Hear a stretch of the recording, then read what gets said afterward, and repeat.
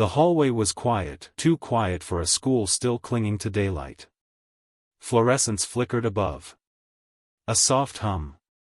One door left ajar. He stepped in, and there she was, knees pressed to tile, dragging a mop in slow, aching strokes, her tiny hands raw, her uniform damp. Not a teacher in sight. She didn't look up. He whispered, more breath than voice. "Why are you doing this?" A long pause. The mop paused mid-streak. She turned to him, eyes hollow, lips barely moving.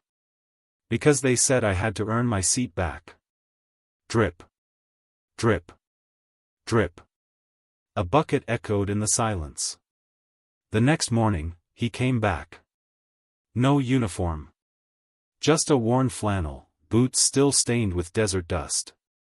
He stood by the doorway, arms folded, watching her from across the room. No one noticed her. Not really. 20 children sat at their desks, sunlight spilling through the windows like golden silence. But she was on the floor, again, in the far corner. Cross-legged, back to the wall. Her workbook balanced on her lap like it didn't belong to her. No desk. No chair. Just a folded napkin under her knees, like someone had offered pity instead of dignity. The teacher didn't look at her either. When the bell rang for lunch, the other kids filed out in noise and motion. She stayed still. Her hands pulled something from her coat sleeve, delicate, precise. A paper crane. He knelt beside her. "Emily," he said softly. She flinched just slightly. Looked up. Blinked twice. Then placed the crane in his hand like it was a message too fragile to speak. He studied her face, how her lips stayed closed, her eyes scanning the door as if she might be called out for even this small moment. "I'm here now," he whispered. "Talk to me." Her voice, when it came, was a rasp hidden in a breath.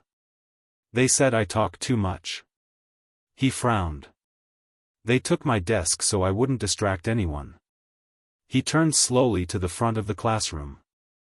Saw the empty space where a desk should have been. Saw the blank floor, no tape marks, no storage, as if she'd never belonged there at all. "No one sits there anymore?" he asked. She shook her head. "I didn't cry," she added, like it was important. He nodded. "I know." Her fingers fidgeted with another crane, folding in silence. "Sometimes," she said, not looking up, "it's better when I don't talk.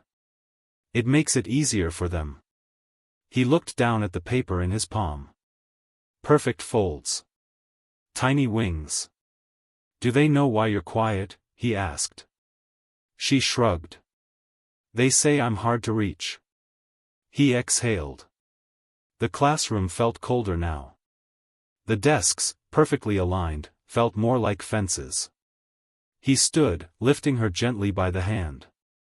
"Then we'll show them what reaching looks like." She didn't smile. But she didn't let go either. Behind them, the paper crane lay on the floor, wings half open, like it had just tried to fly but remembered where it was. The chairs in the office were too small for him.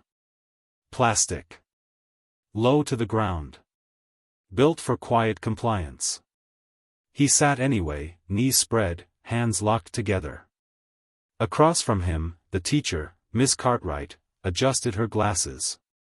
Next to her, the principal, Mr. Lowell, gave a well-practiced smile that didn't quite reach his eyes. "We appreciate your service," the principal began. "And understand this must be a difficult reintegration." Reintegration. He looked at them, two people with clean fingernails and laminated badges, and said nothing. "We've found that Emily has certain behavioral challenges," Ms. Cartwright added, shuffling her papers. "She's highly reactive. Struggles with structure." "She's 7, he said flatly. "Yes, but," the teacher shifted. "We've seen signs of emotional dysregulation. Sudden outbursts. Disrupting lessons." He leaned forward. "Did anyone ask her why?" A silence passed like a shadow overhead. Mr. Lowell cleared his throat. It's not that simple. We have protocols. Interventions. But she's resistant. He looked around the room, at the motivational posters, the untouched box of tissues, the dusty corner plant. Then he spotted them, in the trash bin, barely covered. Drawings. Folded. Torn. He reached in. Pulled one out. A stick figure girl standing outside a classroom window. Rain above her. Inside, the other children had desks. Smiles. Names on the board. She had nothing. Did she make these? He asked. The teacher didn't answer. She told me she was trying to earn her seat back, he said, voice low. She thought if she was quiet enough, obedient enough, she'd be allowed to sit like the others again. Ms. Cartwright's face tightened. That's not how we framed it. Then how did she hear it? More silence. Mr. Lowell tried again. Some children, they just don't fit into the mold. It's unfortunate, but we can't tailor every classroom for emotional outliers. He stood. Not fast. Not loud. But something in the way he rose made both of them shift in their chairs. I've seen children hold their breath during bomb drills, he said. I've watched them walk barefoot through rubble for water. Emily? She folds cranes in corners and cleans up messes she didn't make. He turned to leave, then stopped at the door. She doesn't need to fit your mold, he said. She needs to be seen. As he walked down the hallway, he passed a bulletin board filled with smiling faces and crayon sunbursts. Emily's photo was missing. And down the corridor, he heard a janitor's mop swish gently across the floor, a sound too familiar now, like the rhythm of something forgotten. The gym lights buzzed overhead. He found the custodian by the bleachers, stacking cones, moving slow like someone who'd learned how to go unnoticed. Excuse me, the soldier said, voice calm. The man glanced up, wary at first. Then something softened in his face, maybe recognition, maybe just weariness. You Emily's dad? He nodded. I heard what happened. But nobody's telling me why it happened. The custodian wiped his hands on his shirt and looked toward the far wall. You mean the hallway thing? He stepped closer. What hallway thing? A pause. The cones clicked as the man set them down carefully, one by one. She stood up for another girl. Some sixth grader called her desert brat or something worse. Emily told him to shut up. The soldier swallowed. That's it? Not quite. He sighed. The boy shoved the other girl. Emily shoved him. Hard. He hit the lockers. The soldier's jaw tightened. I didn't see it all, the man added. But I came out right after. Emily was standing in front of the crying girl. Arms out. Guarding her. Teacher showed up late, only saw the aftermath. And blamed her. The custodian nodded slowly. Like I said. I've learned how to go unnoticed. So do kids like her. He hesitated, then pulled something from his back pocket, a folded tissue. Inside was another paper crane. She gave me this later. Didn't say a word. Just handed it to me. The soldier took it gently, ran his thumb across the wing. Back in the classroom, Emily had said nothing about this. Not the slur. Not the push. Not the punishment. She just kept folding. At home that evening, he watched her sit by the window, light catching in her hair. She was folding another crane. Slower this time. More careful. He sat beside her. Did you protect someone? She didn't look up. Just nodded. Did anyone protect you? She paused. Her fingers stopped. Then she whispered. No. But it didn't hurt. He felt something twist in his chest. It's okay if it did. She unfolded the crane, smoothing its wings flat like they were never meant to fly. "I want to be good," she said softly. "So I can stay." He stared at her, this small girl, trying to bargain her way back into belonging. "You don't have to earn a place that was already yours," he said, voice tight. They were wrong. She didn't reply. Just began folding again. Outside, the wind picked up. One of her old cranes fluttered off the windowsill, drifting toward the floor, wings opening mid-air, then crashing silently. Like something brave, misjudging its landing. He found it while doing laundry. A small lump tucked into the lining of her jacket, not in the pocket, but behind it, like she didn't want it to be found unless someone really looked. He peeled back the seam with careful fingers. A folded piece of paper. Worn, soft from handling. Edges smudged. Colors faint. He unfolded it. A child's drawing. Crayon lines, uneven but deliberate. A little girl, small, sad, hair in two crooked braids, standing alone in front of a classroom window. Her arms were down. Her shoes untied. Behind her, towering like a wall, was a figure in uniform. Helmet, boots, hands open at his sides. Rain poured all around them, slanting lines of blue and gray. But the rain didn't touch her. He was shielding her with his coat. There was no face drawn on him. Just the word, "Dad," in block letters across his chest. He turned the paper over. On the back, in messy pencil, was a single sentence. "He's coming back. I have to be good." The soldier sat down on the bed. The weight of the drawing, of the belief in it, pressed hard against his chest. She had carried this. Folded it and unfolded it. Every day.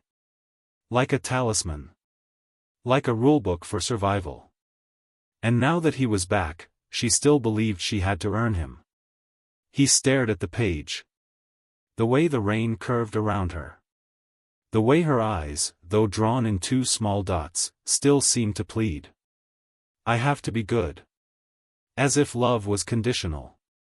As if protection had to be deserved. He looked toward the hallway, where her small footsteps had just padded past. "Emily," he called gently.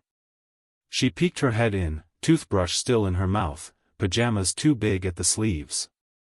He held up the drawing. "Is this yours?" She froze. Then, slowly, nodded.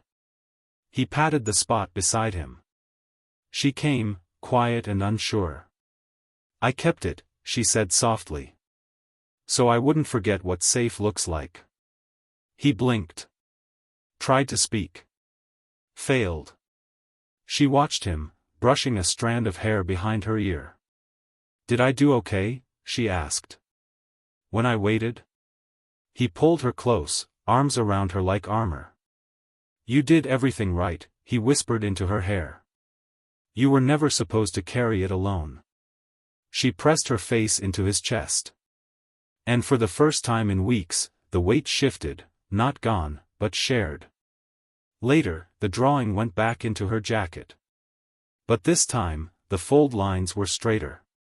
And next to "Dad," she added a smile. The keyboard clicked slowly. He wasn't a man of many words. The battlefield taught him to act first, explain later. But this required something quieter. More precise. He stared at the blinking cursor. Subject: concern regarding misconduct and child welfare at Millstone Elementary. Each line took effort, not just because it was emotional, but because he knew what they'd hear if he lost his temper. So he wrote plainly. Clearly. He wrote about the mop. The missing desk. The silence mistaken for rebellion. The child who carried her pain like it was homework. He attached the drawing, scanned carefully, cropped just right. He ended the email with one sentence. "She waited for me to come home, the least you can do is hear her." Then he clicked send. The reply came 3 days later. A templated letter. Crisp logo. No warmth. Dear Mr. Walker. We understand your concerns. After reviewing the situation internally, we believe all appropriate steps were taken in accordance with our established code of conduct. Thank you for your continued support of the district. There was no name at the bottom. Just a title. District Response Coordinator. He read it twice. Then again. No mention of Emily. No apology. No request to speak further. Just protocol dressed up like closure. He looked closer. In the footer of the letter, almost an afterthought, was a company name in small italics. Coordinated Compliance Services, a division of Ralden Group, LLC. He paused. The name tickled something familiar in the back of his mind. Later that night, he dug through his deployment bag, the one he hadn't unpacked since coming home. Inside were clippings, old files, photos from the base. One folder had a sticker on it, Facility Support, Education Contracts, 3rd Quarter. He opened it. Ralden Group, LLC. Same logo. They'd helped install modular classrooms in overseas bases. He remembered the name because the tents had been late. Supplies had been cut. And no one had ever taken responsibility. It wasn't just a letter. It was insulation. Layers of contracted silence. Emily passed by the door, cradling a book. You okay, Daddy? He smiled gently. Yeah, sweetheart. Just reading something dumb. She nodded and shuffled off. As she turned the corner, he whispered to himself. They didn't just miss it. They paid not to see. The next morning, Emily looked up during breakfast. Will they be mad? She asked. Who? The school. If they know you're asking questions. He met her eyes. They might, he said honestly. But that doesn't make the questions wrong. She looked down at her spoon. Stirred her cereal. Then quietly said. Okay. Outside, the wind picked up again. A paper crane on the windowsill rustled, this time, holding its ground. He found the janitor alone again, this time in the supply closet behind the gym, organizing bottles of cleaner like they were precious things. The soldier knocked once on the doorframe. The old man looked up, eyes tired, knowing. You got a second? The janitor didn't answer. Just stepped aside and motioned him in. The room was narrow, cluttered. Smelled of bleach and damp wood. Fluorescent light flickered overhead like a nervous habit. I'm not here to cause trouble, the soldier said. I just need to know the truth. About Emily. About how long this has been happening. The janitor leaned against a shelf. Long enough, he said quietly. The soldier waited. She started staying after class a few months ago. Said she wanted to help. I thought it was sweet at first. Told her to go home. He paused. Next day she came back. Had her own rag. He shook his head. She cleaned every desk except hers. That one, she scrubbed 3 times. Why? The janitor sighed. Said she was making it new again. So the teacher would let her sit there again. The soldier closed his eyes briefly. His hands curled into fists, slowly unclenched. She ever say who told her to do that? Not directly. But, she believed it. You could see it. That silence of hers? It ain't empty. It's packed full of shame someone else gave her. There was a pause. She asked me for bleach last week, the janitor added. Wanted to clean the bad words off her own name tag.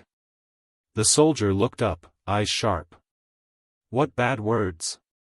The janitor didn't answer, just nodded toward the trash bin by the door. He reached in and pulled out a crumpled paper nameplate. Emily Walker, the last name scratched through in black marker. Above it, written in pencil. Quiet rat. He stared at it for a long time. She never told me, he muttered. She wouldn't, the janitor said. Kids like her? They protect even when they're the ones bleeding. Silence filled the room like fog. Then, the janitor leaned down and picked something up from the shelf, a small white paper crane. Left neatly between two cans of polish. She gave me this the day they took her desk away, he said. Didn't say a word. Just smiled. Like it was her fault. The soldier took the crane gently, holding it like something living.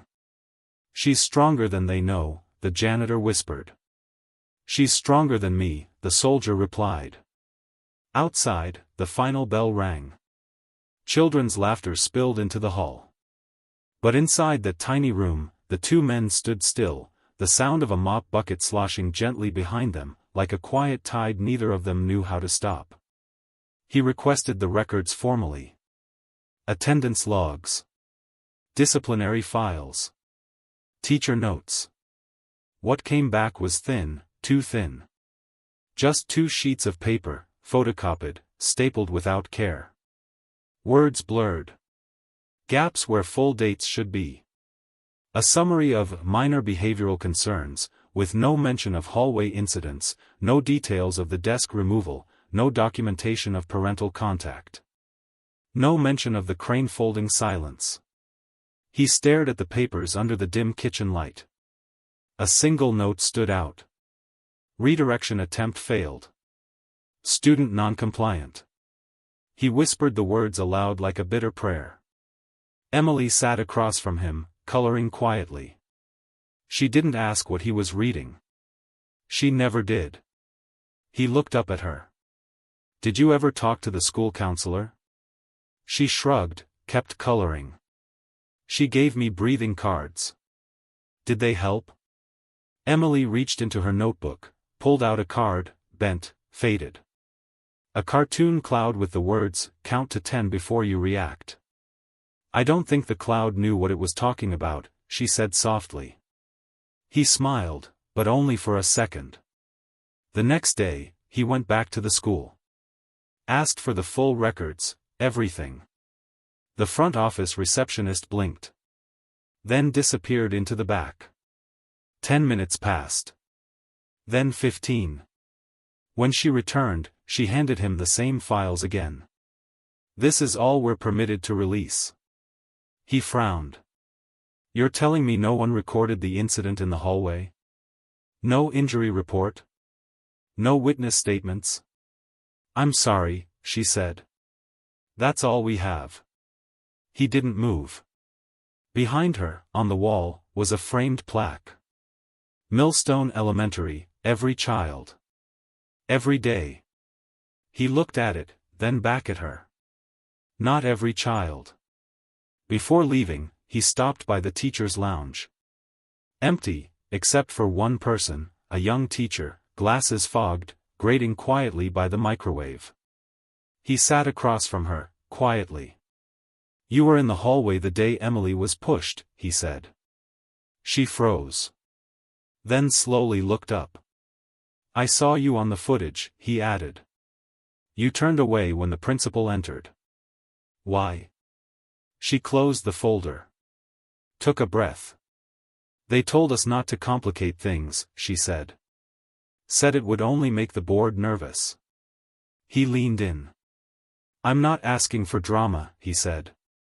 I'm asking for a copy of the truth. A long pause. Then she reached into her bag.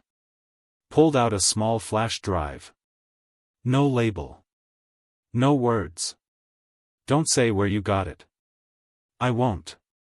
She stood to leave. At the door, she turned. She folds those cranes even when no one's watching, she said. That's how I knew something was broken, and it wasn't her. Then she was gone. He looked at the flash drive in his hand. Small. Unassuming. But maybe, just maybe, the weight of everything they'd tried to hide. He waited until Emily had gone to bed. House dark, quiet. The kind of quiet that wraps around your ribs and squeezes. He slid the flash drive into his laptop. The screen blinked once, then opened a single file. Hallway_103_April_12.mov. No sound. Just grainy footage, a wide-angle view of the corridor outside room 14. It started normal. Kids walking, bumping lockers, backpacks swaying. Then, a pause. He saw her. Emily. Small. Tense. Standing beside another girl with glasses too big for her face. A boy approached. Tall. Smug in the way only unchecked power can be. He said something. The girl with glasses recoiled. Emily stepped forward. Spoke, you could see it in the tilt of her chin. A hard, sharp defiance. The boy shoved. Not Emily. The other girl. Emily shoved back. Hard. The boy stumbled. Hit a locker. Dropped his bag. Then the teacher arrived, too late. Emily pointed. Her mouth moved fast. Explaining. Defending. The teacher didn't listen. She turned Emily around, grabbed her shoulder, and led her down the hall. That was it. The video ended. No context. No follow-up. Just action. Blame. Silence. He leaned back in his chair. Let the dark close in. He'd seen a lot on screens, drone footage, target cams, body-worn grain and glare. But this felt heavier. Because it wasn't about enemies. It was about trust. And who they decided was easier to punish. He watched it again. And again. By the third time, he wasn't seeing the boy. Or the teacher. He was watching her face. Not the fear. The resolve. She hadn't hesitated. She'd protected someone, without armor, without backup, without knowing anyone would believe her afterward. She didn't wait for orders. She acted. His hands shook slightly as he closed the laptop. The next morning, she found him sitting at the table, staring at nothing. You okay? She asked, voice still wrapped in mourning. He looked at her for a long moment. You were brave, he said. She blinked. You were braver than most people I know.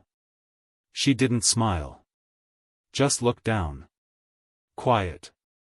He took something from his pocket. Set it on the table. A military pin, simple, round, dull silver. What's that for? She asked. For courage, he said.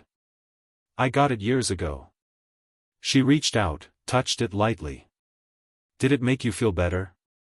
He shook his head. Not then. But maybe now. Outside, birds scattered across the sky like sudden thoughts. Inside, she began folding another crane. This time, she used sturdier paper. He watched her fingers move, steady, careful. Like someone building wings she knew would fly. The video went out anonymously. He used a throwaway email, no name, no signature, just a subject line. What they did to a child who stood up. He attached the footage. Pressed send. To a journalist he remembered from years back, someone who'd once sat in a Humvee beside him, scribbling notes while mortars whistled overhead. Someone who didn't look away. 2 days later, it aired. Local news. Short segment. But it burned. A hallway. A shove. A child standing up. Another being dragged away. No narration needed. They called her the girl without a desk. And in the days that followed, the quiet began to tremble. Parents asked questions. Others came forward, subtle at first, then louder. Stories about removed lunches. Isolation rooms. Names written in red marker. A hashtag began. Hashtag her seat too. He didn't start it. Didn't need to. It moved on its own, shared by mothers, teachers, strangers who remembered being 7 and silent and punished for being too much, too soon. The school board called it taken out of context. The principal took a leave of absence. Ms. Cartwright closed her classroom door a little earlier each day. But Emily noticed the change first. A classmate placed a paper crane on her desk. Another gave her a green pencil and whispered, "You were right." Someone finally asked if she wanted to sit by the window. She didn't say much. Still folded her cranes. Still walked a little slower than the others. But her eyes, they watched more freely now. At home, she laid out her cranes in a row on the windowsill. "Do you think they'll stop being mad?" she asked him one night. He was washing dishes. The water steamed between his fingers. "I think they're afraid," he said gently. "Of me?" "No," he said, drying his hands. "Of what you remind them." "What's that?" He sat beside her. Picked up one of the cranes. "That sometimes, the smallest person sees the biggest truth." She didn't answer. Just leaned against his side. Later that week, she brought home a drawing. Not of a storm. Not of a soldier. But of a classroom, full of desks. Kids laughing. A window open. In the corner, her figure, small but upright, with a crane in one hand and a light above her desk. He stuck it to the fridge. Didn't say a word. Some truths don't need explaining. They just need to be seen. And this time, they were. There was no letter. No knock on the door. No voice saying, "We're sorry." The desk just reappeared. Same spot. Polished. Perfect edges. A fresh name tag in tight, block letters, Emily Walker. Everything about it was clean, too clean. As if guilt could be wiped off with the right kind of cloth. Emily stared at it when she walked into class that morning. She didn't sit. Just looked. Long and hard. The teacher gave her a faint nod. Gestured gently toward the chair. But Emily turned away.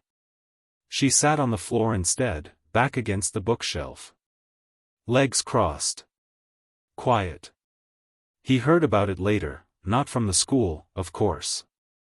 From another student's mother who'd started messaging him. "I think your daughter is helping the other quiet ones," she wrote.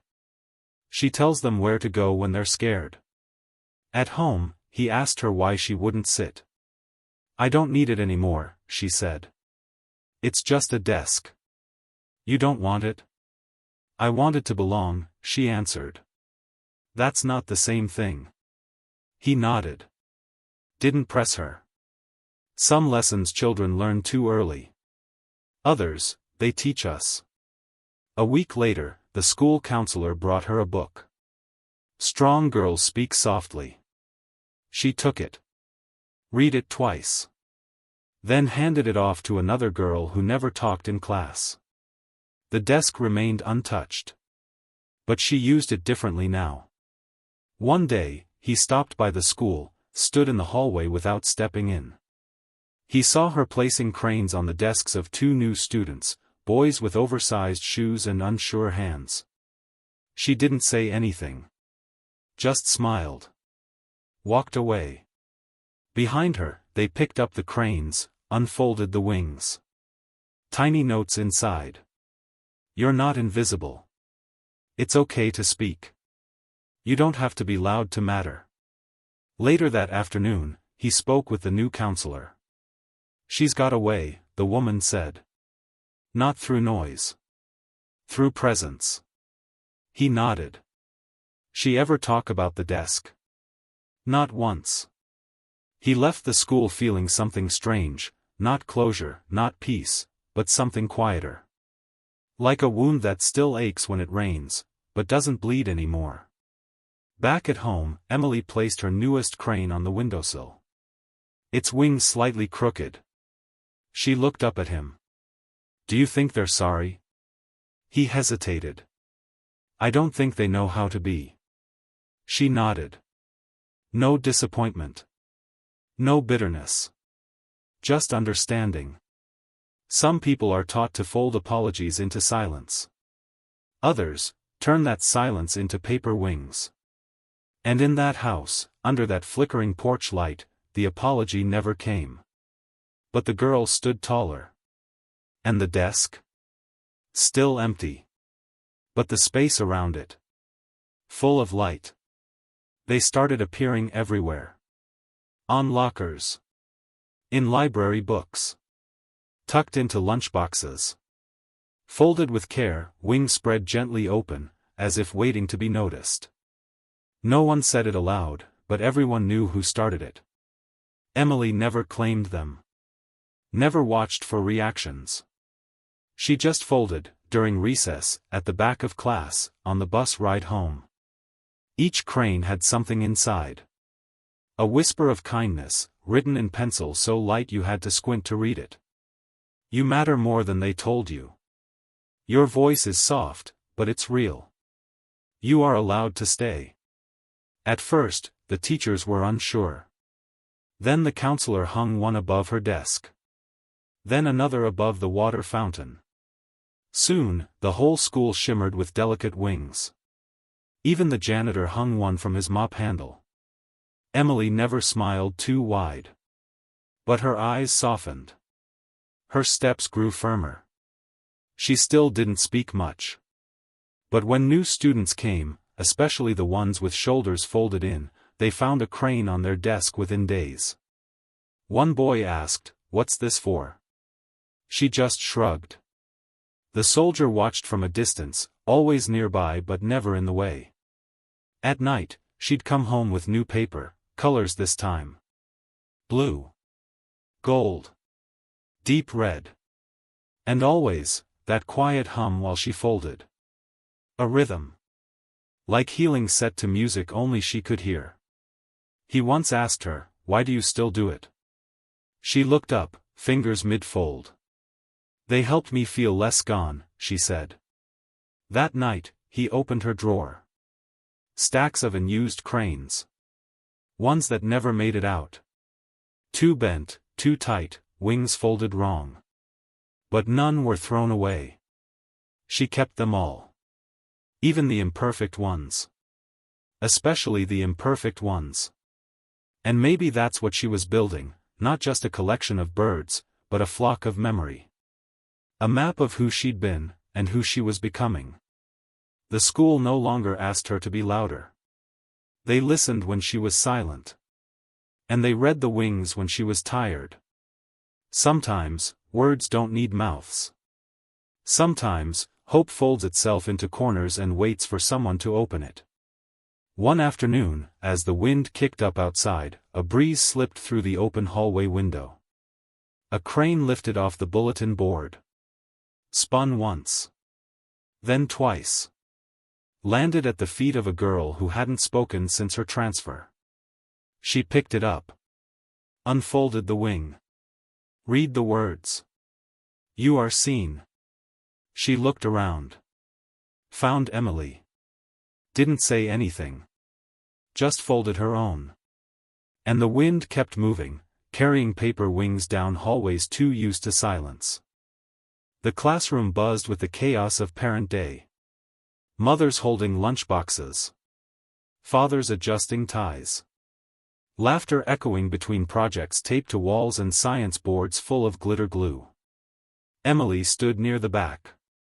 Not quite a part of the crowd. Not quite apart from it. She wasn't hiding. Not anymore. But she wasn't expecting anything either. He walked in quietly, boots soft, uniform crisp. Not his combat gear. Just something clean. Something that still carried weight. In his hand, a small black box. She saw him and tilted her head. Curious. Calm. He walked past other desks, other parents, some smiling politely, others whispering his name. stopped in front of hers. It was the same desk they gave back to her. Still never used. Still hers. He set the box down on the wood and opened it. Inside, a military medal. Silver. Plain. The edges dulled from years of wear. She looked at it. Then at him. "What's it for?" she asked softly. "For courage," he said. "The kind most people never see." She hesitated. "But I didn't." "You did," he said. "You protected someone. You stood alone. You stayed kind when the world wasn't." Her eyes flicked to the medal again. "I thought those were only for soldiers. They're for anyone who keeps going when it would have been easier to disappear." He stepped back. She looked down at her desk, at the medal resting like a small piece of light, and for the first time, she pulled the chair out slowly. Saturday. The class went quieter. One of the kids near the window stopped tapping his pencil. A girl near the front turned, stared. Even Ms. Cartwright paused, halfway through explaining a volcano project. Emily rested her hands on the edges of the desk. Looked around. Not nervously. With presence. And for the first time all year, the room seemed to shift around her. After the parents left, the soldier waited by the door. Emily walked up, her backpack slung over one shoulder. She reached into her pocket and pressed something into his hand. Another crane. But this one was different. Folded from old sheet music. A song without lyrics. He opened the wings gently. Inside, it said, "I think I'll keep the desk now." He smiled. Tucked the crane into his jacket. Behind them, the classroom door shut softly. And for once, it didn't feel like an ending. It felt like a door finally closing right. A year passed. The seasons turned without fanfare, and the school forgot to remember what it once ignored. But Emily didn't forget. Not the floor. Not the cranes. Not the sound a mop bucket makes when it's dragged too slowly. And she didn't stop folding. Now, she sat at her desk every morning before the bell, wiping the surface with a small cloth she brought from home. A quiet ritual. Not out of fear. Out of respect. Her desk was always spotless. Not polished for perfection, but honored like a place she had earned in the right way, not through silence, but through endurance. She didn't speak more than before. She didn't need to. Her eyes spoke. Her hands. The way she passed out supplies before being asked. The way new students found paper already folded on their desks, waiting for them on day one. She led with her stillness. And the others followed. The soldier watched from afar. These days, he didn't walk her to class. Didn't hover. He had started something new, a weekend program, small at first. A safety center for kids. Not for fire drills or storm alerts. But emotional survival. They called it the quiet room. No lectures. No bells. Just space. Pillows. Paper. A shelf full of blank notebooks and soft pencils. And a wall where children could leave their own folded cranes, each one marked with one word, kept. One Saturday, she came with him. Helped a boy who wouldn't speak fold his first bird. Sat beside him until he stopped shaking. Didn't ask for praise. Just watched his hands find steadiness. Later, she left one of her own cranes on the windowsill of the center. This one was yellow. Inside, folded small. "I'm still here." He found it that evening, placed it beside the very first one she'd ever given him. The one from the floor. The one that never learned to fly. And maybe that was the point. Some wings aren't for flying away. They're for showing someone else how to stay. On the last day of school, the janitor found her cleaning again, mop in hand, hair tied back. He raised an eyebrow. You don't have to anymore, you know. She looked up. Smiled gently. I know, she said. But I like when things are ready. He watched her for a moment. Then nodded. Yours is the cleanest desk in the whole school. She didn't say anything. Just wrung out the mop, set it aside, and walked out, a folded crane peeking from her backpack. And in that final frame, as sunlight spilled across the floor, the desk remained behind her. Still. Shining. Not empty. Just waiting for the next kid who needed it.